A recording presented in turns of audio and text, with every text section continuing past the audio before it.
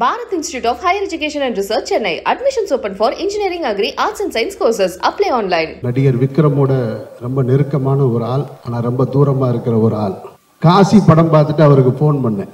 அதுக்கப்புறம் இப்போ வரைக்கும் நான் ஃபோன் பண்ணவே இல்லை. இந்த படம் பார்த்துட்டு தங்கலான்னு பார்த்துட்டு நான் வீட்டுக்கு போய் ராத்திரியில் என்னோட வாட்ஸ்அப்பில் ஒரு ஸ்டேட்டஸ் வச்சேன். எங்கள் தமிழ் ஆக்டர் யாரா அப்படின்னு சொன்னால் விக்ரமை காட்டலாம். அந்த இடத்துக்கு தன்னை அர்ப்பணிச்சிருக்காரு. நானெல்லாம் திரையில் அரசியல் பேசுகிற ஆள் கிடையாது, தரையில் மட்டும்தான் பேசுறது. பொழுதுபோக்குக்காக சினிமா எடுக்கப்படுது. சிலர் பணம் சம்பாதிப்பதற்காக சினிமாவை எடுத்துட்டு இருக்காங்க. அந்த கதாபாத்திரம் சின்ன பையன் இருக்கான் இல்லையா, அதை எப்படி கர்ச்சிப்பெல்லாம் முகர்ந்து பார்த்தானோ அது மாதிரி நான் உங்களுக்கு பின்னாடி உட்காந்து அவங்க சேலை முந்தானையெல்லாம் பிடிச்சி பார்த்துருக்கேன். சிலர் புகழை சம்பாதிப்பதற்காக சினிமா எடுத்துட்டு இருக்காங்க. இன்னும் சிலர் அதற்காகவும் சினிமாவை எடுத்துட்டு இருக்காங்க. சினிமா என்பது தான் பேச நினைக்கிற அரசியல், தான் சார்ந்திருக்கிற அரசியல் அப்படின்ற எண்ணத்தோடு அணுகுகிற சில இயக்குநர்கள் இருக்காங்க. அது வெற்றிமாறன் இருக்காரு, ரஞ்சித் இருக்காரு, அந்த வரிசையில் மாரி செல்வராஜ் இருக்கார். நானெல்லாம் திரையில் அரசியல் பேசுகிற ஆள் கிடையாது, தரையில் மட்டும்தான் பேசுறது. அதனால் திரைக்கு போகிறதில்ல. அந்த வகையில் வாழை மாரி செல்வராஜ் பேச நினைக்கிற அரசியலாகத்தான் அந்த படத்தை பார்த்தேன். வாழ்க்கையில் ஒரு ஆணுக்கு பெண் மேலே ஈர்ப்பு வருது சின்ன வயசுலேருந்து வரும். அது திருமணமாகிற நேரத்தில் பொண்ணு எப்படா வேணும்னு கேட்டால் ஆண் சொல்லுவான் எங்கள் அம்மா மாதிரி வேணும்மா. பெண்கள்கிட்ட கேட்டால் எங்கள் அப்பா மாதிரி ஒரு மாப்பிள்ளை வேணும்னு சொல்லுவாங்க. இன்னும் சிலர் எங்கள் டீச்சர் மாதிரி வேணும்னு கேட்பாங்க. சின்ன வயசுலேயே அவருடைய டீச்சரை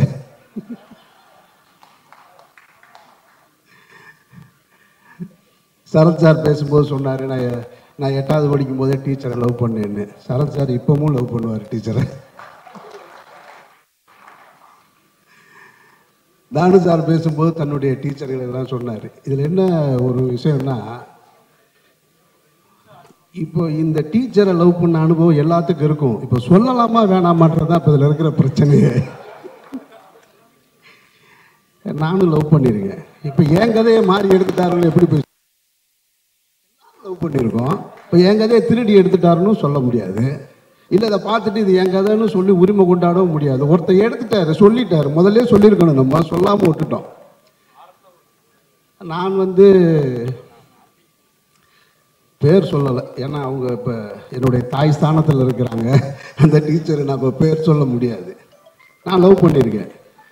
மாரி செல்வராஜ் அந்த படத்தில் அந்த பையன் பேர் என்ன, அந்த கதாபாத்திரம் சின்ன பையன் இருக்கான் இல்லையா, அதை எப்படி கர்ச்சிப்பெல்லாம் முகர்ந்து பார்த்தானோ அது மாதிரி நான் உங்களுக்கு பின்னாடி உட்காந்து அவங்க சேலை முந்தானையெல்லாம் பிடிச்சி பார்த்துருக்கேன்.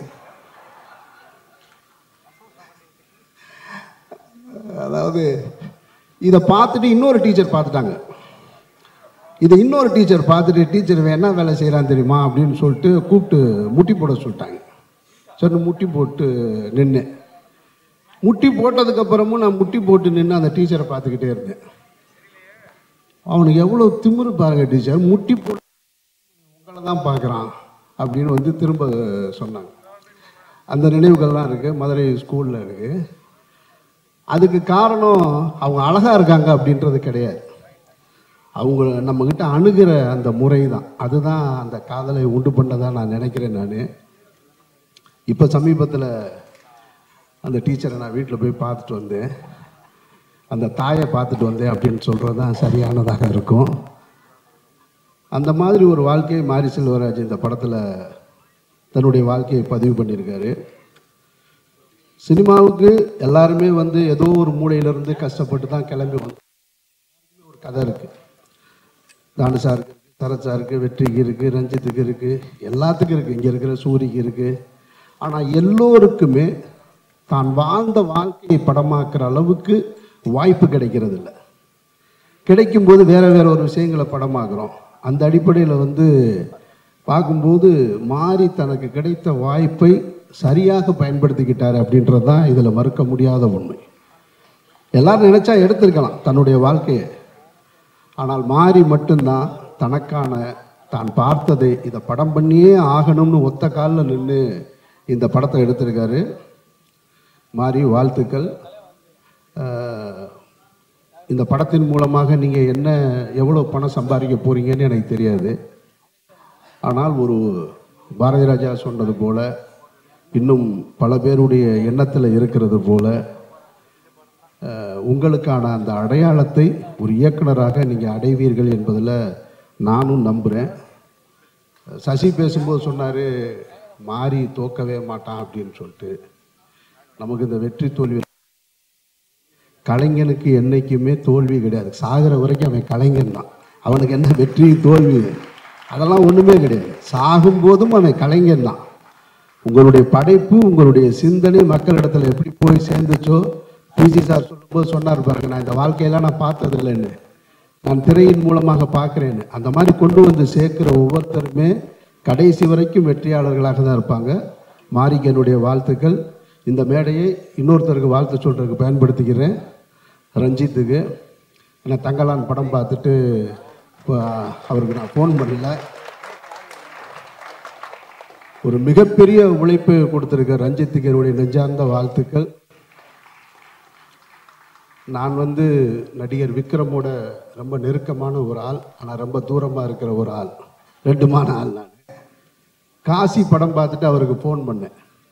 அதுக்கப்புறம் இப்போ வரைக்கும் நான் ஃபோன் பண்ணவே இல்லை. இந்த படம் பார்த்துட்டு தங்கலான் பார்த்துட்டு நான் வீட்டுக்கு போய் ராத்திரியில் என்னோடய வாட்ஸ்அப்பில் ஒரு ஸ்டேட்டஸ் வச்சேன், தமிழ் சினிமாவுக்கு பெருமை சேர்த்த கலைஞன் அப்படின்னு. சினிமா அவரை கொண்டாடுதில்லை. ஒவ்வொரு இனிமே எங்கள் தமிழ் ஆக்டர் யாரா அப்படின்னு சொன்னால் விக்ரமை காட்டலாம். அந்த இடத்துக்கு தன்னை அர்ப்பணிச்சிருக்காரு. அப்படி ஒரு வாய்ப்பை ஏற்படுத்தி கொடுத்த ரஞ்சித்துக்கும் ரஞ்சித் குழுவினருக்கும் அனைவருக்கும் என்னுடைய நெஞ்சார்ந்த வாழ்த்துக்களும் நன்றிகளும் பாராட்டுகளும். நன்றி. Bharat Institute of Higher Education and Research, Chennai. Admissions open for engineering, agri, arts and science courses. Apply online.